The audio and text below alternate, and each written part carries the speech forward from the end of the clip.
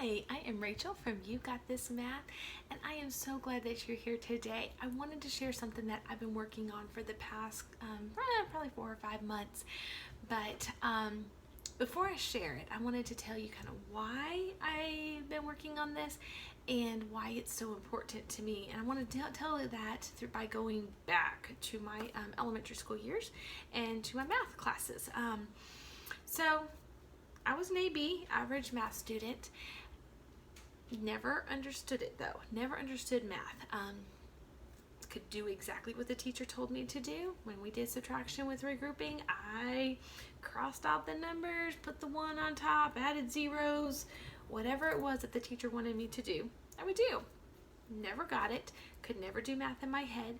Could never really understood what I was doing. Just, basically went through the steps. And I made A's and B's through my math career. Was able to make it through college math. Really struggled. Probably would not have made it if I had not met a really good friend that was good in math. But she worked with me, and I worked with the teacher, figured it out, passed college math. Never had to do anything like calculus and crazy stuff, but passed regular good old math. Then so fast forward, knew I was going into teaching, knew I was going into an education degree, and was sitting in one of the first math classes that I was going to have to teach math. Look, have to do this. Knew I really wanted to teach 3rd, 4th grade. Knew I was going to be teaching math. Can't say I was excited about it. Loved to read. I was a reader. Still am a reader, but not as much with 4 kids as I used to be. But loved to read. Was not excited about teaching math. So sat in the class, and one of the first lessons the guy brought out was these base 10 blocks, and was like, here we go, we're going to work on subtracting with regrouping using these base 10 blocks. And like, okay, I know how to subtract with regrouping, but I don't know what these base 10 blocks are. And so we sat down and we started working through it, and that day is still imprinted on my brain because the light bulb went off. I finally, for the first time, I was 20, understood subtraction with regrouping. I never, up until that moment, understood why we brought a 1 over and put it next to, let's say, a 5, and now I had 15. Like, I didn't understand that. It made no sense to me. I could do it, I could go through the steps, I could pass my test, but I never understood what I was doing until I sat down with those manipulatives, and they taught me how to teach subtraction with regrouping. And through that, I was like, oh, this worked. I understood. And that was the beginning.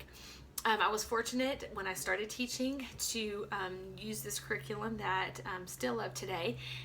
That was very hands-on. Let's get our base 10 blocks out. Let's get our pattern blocks out. Let's get our manipulative blocks out. And even though we were in 4th grade, we were constantly using these techniques that built place value. Since I was teaching my kids that, hey, this 3 is not a 3. It's in the tens place. It's a 30. And I honestly do not think until I sat through some of those college courses that I truly understood that.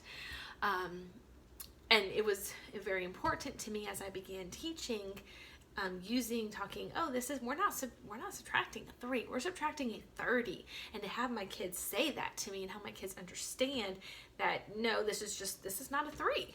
This is not a 3, this is a 30, or this is not a 5, it's a 500. And for them to understand what that number represented, not just it's a 5 in the hundreds place. What does that mean? And we worked through those, and we worked through different problems. And as I taught them that way, something happened with me. All of a sudden, I could do mental math. I was counting fingers.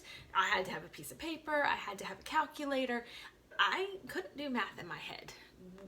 Couldn't do it. And I just thought, oh, I'm bad at math. And it wasn't that I was bad at math, because now I understand math. And it's through that understanding, I can do mental math. So it was never that I was bad at math. It was that I did understand the concepts behind math that allows you to do mental math. So with all that said, fast forward 12, almost 15 years later, I'm writing a blog and it's all about math, not about reading. And why? Is because I'm now so passionate about having other people understand math and understand what numbers are and understand what place value means and what number sense means and what does a fraction mean. This is not just 1/2, and being able to just multiply fractions, multiply the numerators, multiply the denominators, and not understand what you do.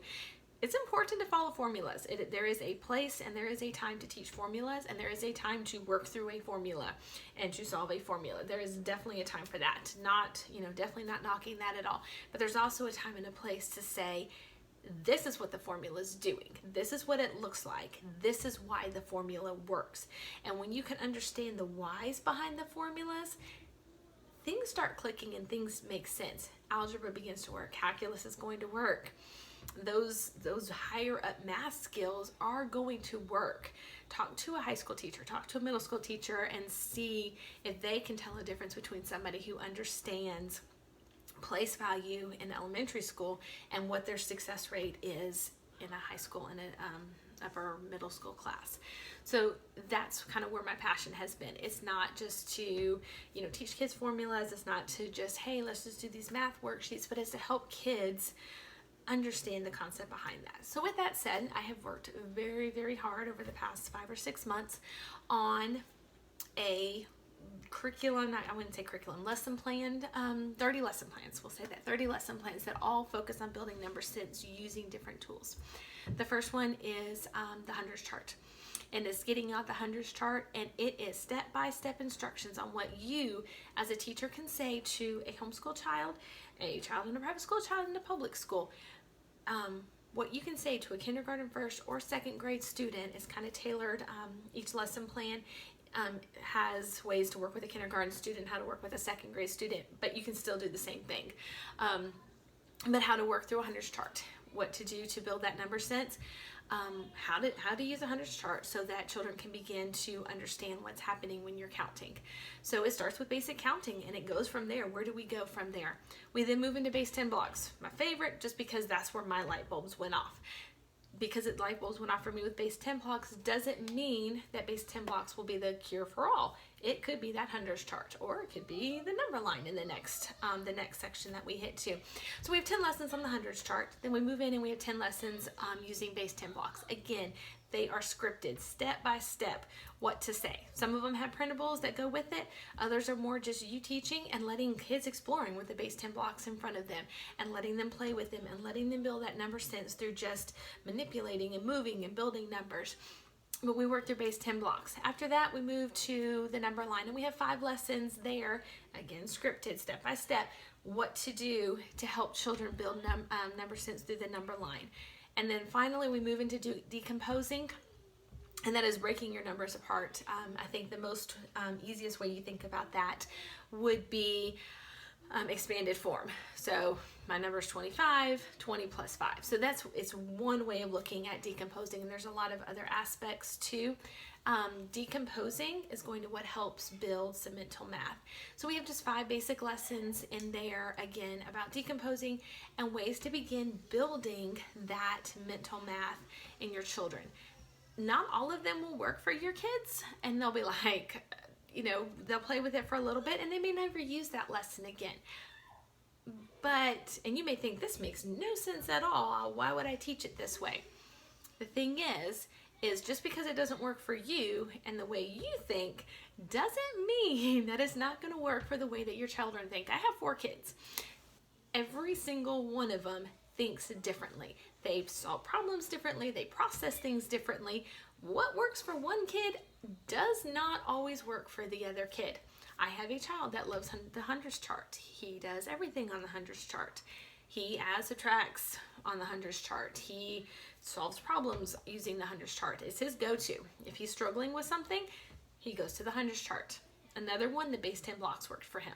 And he still, when he's thinking in his head, he thinks base 10 block wise. And I can hear when he begins to talk about something and he begins to explain how he solved a problem, he solved it through base 10 blocks. So the whole purpose of this is to really give you 3 different tools to use to help build number sense in your children. It's to say these are 3 different ways that we can look at numbers and understand numbers. And then we can use these numbers, and we're going to begin to build that foundation for adding and subtracting.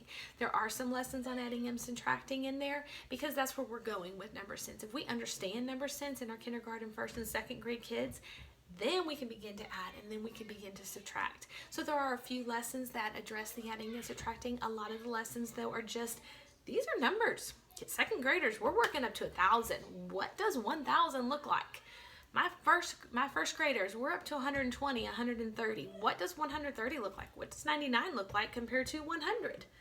What does that look like? My kindergartners, they need to be able to count to 100.